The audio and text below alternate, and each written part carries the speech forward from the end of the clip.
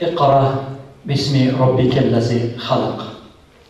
خداوند 3 مراتبه گفت و پیامبر اکرم صلی الله علیه و سلم بخوان. و امروز معلمانند که میگویند بخوان، بنویس، بیاموز. حالا رئیس اکادمی اسلامی حزب نهضت اسلامی تاجیکستان استاد زبیدالله رازق را دعوت می نماییم تا در خصوصیت معلم، در قدر و منزلت معلم در اسلام چه درجاتی دارد چند گفته باشد.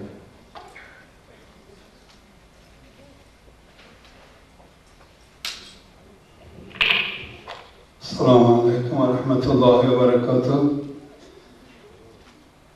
الحمدلله و الصلاة و السلام علی رسول الله. و بعد در وصف معلم خیلی بزرگان گفتند و ما گفته های هم بزرگان را میگوییم. پیش از آن که چیزی میگوییم اول همه شما برادران و خواهران گرامی را به این روزی مبارک، روزی معلم، تبریک و مبارکباد میگوییم و در کارهایتان موفقیت، کامیابی ها آرزو میکنیم و دعا میکنیم که شاگردان و دانش آموزان ما و شما را خداوند در راه راست هدایت کند و در خدمت خدا و اسلام و ملت و وطن قرار بسیار شد. همین حاضر در راه می آمدیم یک منظره بسیار که ساخته بود، یک منظره بسیار عجیب دیدم. یک پیرمرد وقتی پنگرار برای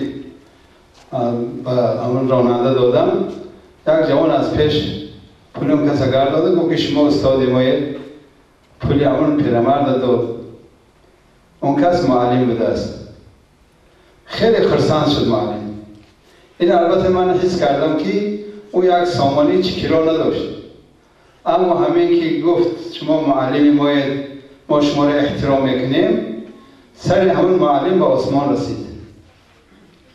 از این جهت، از این لحاظ من هم خیلی خرسند شدم که جوانان داریم ما که قدر استادانشان رو میدونن و موقع استادشان رو میشناسن و احترام و عزتشان میکنن.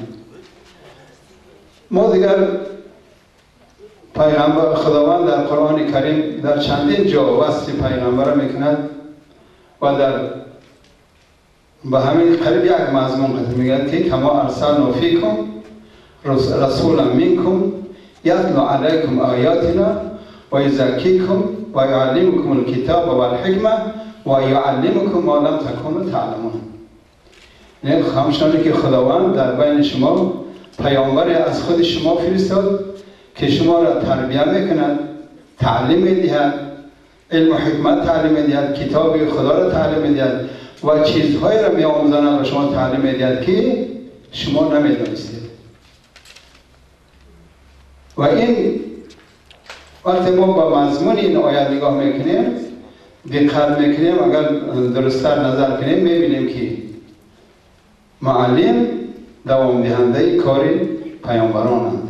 همه پیامبران معلم بودند که بشریت را در مکتب الهی تعلیم دادند و معلمان ادامه دهنده کار پیامبرانند. و فقط به یک شرط معلم میتواند ادامه دهنده کار پیامبر باشد که اون حقیقت بیاموزاند به معلم، به طلبه. ما امروز خیلی که احساس می شود مکتب غربی، مکتب های غرب طرز خواسته های خودشان را، غایه های خودشان را، مقاصد خودشان را در قلب های ما جا کردگند. طرز روش راه طرز گذاشتن که در مکتبی که معلم مسلمان است، طلبه مسلمان است، مردم ملت مسلمان است، سرزمین مسلمان هاست، اما غایه بیگانه است. غایه‌ای که به فرزندان و جوانان آموخته میشد غایه بیگانه است. شما نظر کنید اگر ما جوانها نسل آینده، نسل جوان که آینده ملت ما باشند، آینده وطن ما باشند، آینده دین و اسلام ما باشند، ما باید طرز تعلیم دهیم. از صنف یک سر کرده، از باغچه سر کرده، معلم باید مسئولیت خودش و رسالت خودش رو طرز احساس کند که ما یک انسان پاک و پاکیزه و خوش اخلاق خادم دین و خادم خدا و خادم ملت و وطن رو تربیت کنیم. نه طرز مثلا با برنامه بیرونه، با برنامه مردم دیگر بیگانه عمل کنیم و مردم مثلا نگاه کنید جوانهای ما برای اونا وطن اونقدر ارزش نداره، ملت ارزش نداره.